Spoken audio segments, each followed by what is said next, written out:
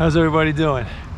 So it's not Halloween, I'm not dressed up for anything, but this is how I dress when I go out and I ride my bicycle around where I live. So a couple things, this video I'm just going to talk a little bit about bicycling. Maybe you did it as a kid, but you stopped doing it for whatever reason. I want to show you or talk to you about how I got back into it a couple years ago. So first thing, I'm at a park here in Rahway, and one of the things I've done for the last couple of years is instead of going and actually going to a gym, I just started using whatever's around me that I enjoy. So for example, I'm going to show you, and you can see here they have in these parks, they set up, for example, this pull-up station, and if you can do a pull-up or negative pull-up, this is really great exercise. So the point of it is you find these stations, you can use them, you're traveling, you're going from A to B or C, and you get to have some exercise in the process. I like doing these outdoor stations, and what's nice is you just saw we had the pull-up bar, and I would say no matter who you are, if you could do a little bit or stretch, that's a great exercise. Also here, this is essentially like a push-up station, so if you could use this, you can get a pretty good upper body workout from that. You know, you get a pump and then you feel good. So I love this stuff. So if you have this around you, definitely check it out, and if not, get your local parks to investigate maybe setting some of these up, because they're very beneficial. All right, so let's keep going. Pass on your left.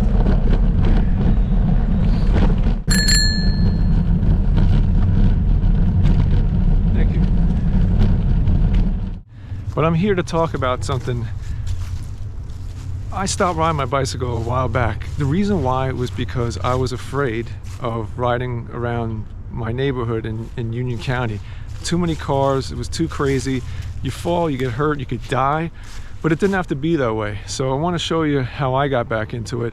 Just a couple small tips, but anybody could get back into riding bicycles pretty safely. There's many different types, but I'll tell you my experiences. And let me give you a couple tips, but don't be afraid. You don't have to be a bicyclist or a cyclist. You could just be a person who wants to get on a bike to have some fun, to get some exercise, to explore. Exploring your area where you live on a bicycle is a much different experience than being in a car or just walking. So let me show you a couple things what worked for me. One of the first tips I would give you is, if you're rich, go for it. But if you're somewhat frugal about money, find a bicycle that fits you. And when I say that, not talking about your style, that's fun too, but I'm riding what they call a mountain bike hybrid. This bicycle can ride a little bit off-road, not real heavy duty. It could do gravel paths. It could definitely do asphalt. And I love it. It gets me all around. I can get a little rough on. I've had it for a couple of years, but this bike fit me. I was able to go to a bike shop in my town, or town over, Hillside Bicycles, and they let me try the bike out. And that was really important to me because I didn't even want to spend a couple $100 on something that just didn't feel good and I was never going to use. We get trapped in that as Americans, consumers. We spend money on everything. We say, oh, I'll use it. You know you won't. You got to find a bike that fits. So when you do that, some of the ways you could do that, a good bicycle shop will let you try something out. And even if you don't buy from that shop, you'll at least get an idea. What is kind of bike fits me? What am I going to feel good with? So for example, I need to do this where I live. My friend Bob at Bob's Bicycles in Kenilworth, New Jersey, fantastic. He will, if you find a bike that you like and it fits you, he'll assemble it. That's what he does.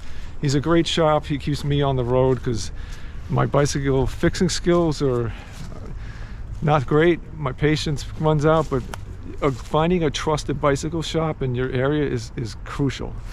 So just another couple tips about safety. I'm not delivering packages at Amazon, but this is a high visibility vest. My friend gave this to me. It was a great thing because you can never be too visible.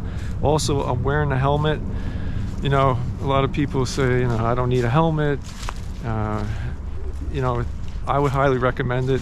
For a lot of the times I'm riding, do I need it? Probably not, but there have been a couple times I'm racing down a hill or going somewhere quickly, and I think if I did fall off this bicycle, it would be good to have your head protected. You don't want to die just by leisurely riding a bicycle. So also I have on my bike here, I got lights. You know what, Amazon and anywhere, little bike shops, you could pick up all kinds of things somewhat inexpensively. I would recommend having lights on your bike. And so those are tips. Helmet, high visibility, lights, very important.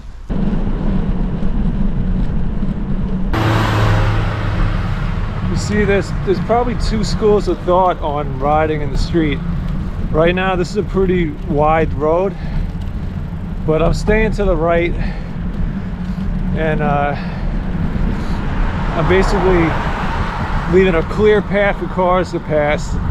You're supposed to keep 4 feet from me, and most cars are doing that. So some people, purists, will say you got to take the lane and get the respect, but I don't always do that because people seem to get really frustrated and go too close to you to pass or do something crazy. So that's just me.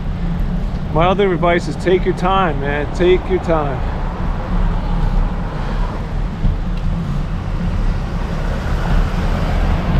I look both ways, you can't see in the video.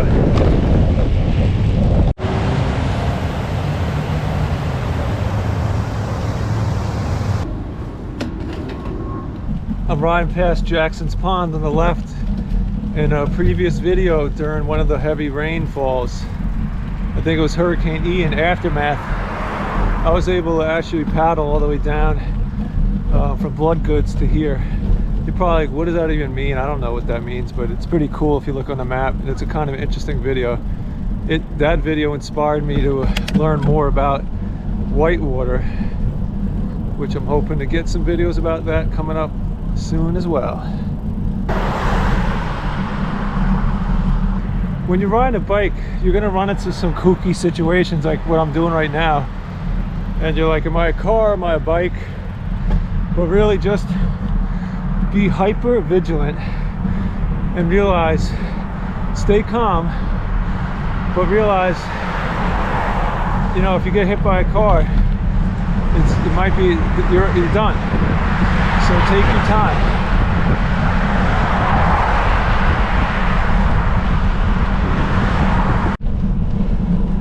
Another tip, I found this is a really smooth road right here, so I'm using it. But always check on my left and right, they got stop signs, but that doesn't mean people don't roll through these. So I always scan left and right, because you never know, you just want to be super vigilant.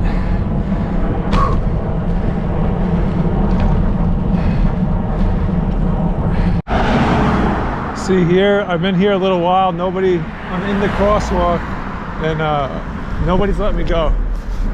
So you gotta just do your own thing, but take your time.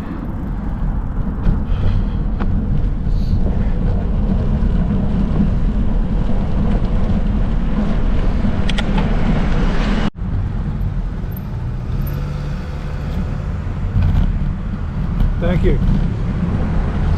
See what I did right there was, I recommend this.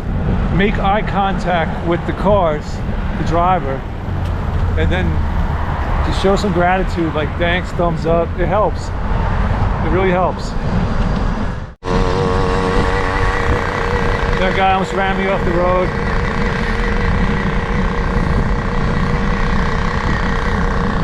It's a pretty good example of how not to ride.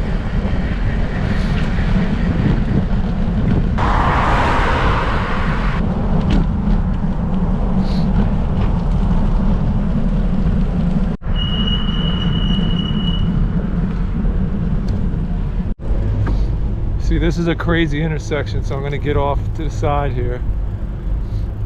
I mean, a true bicyclist safety person will probably tell you that you should ride through the street. But it's your life, so whatever you want to do, this is what I do. Just looking around. Oh, thank you. Thank you.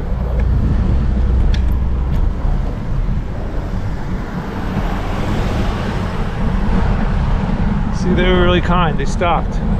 They probably think I'm an idiot, but they did stop. See, there's good people in the world, even when there's people that ride bicycles not so great. Sometimes that person. But that's it for now. A couple bicycling tips. The takeaway is get on the bike, just take it slow, take it easy, and remember, your safety and vigilance is your responsibility. You have to, sadly, no one's gonna look out for you, and it's not always getting hit by a vehicle. If you take a tumble and you don't have a helmet on, or you just fall down, you can get hurt. But if you take it easy, little by little, get your confidence, and you'll be doing your own thing.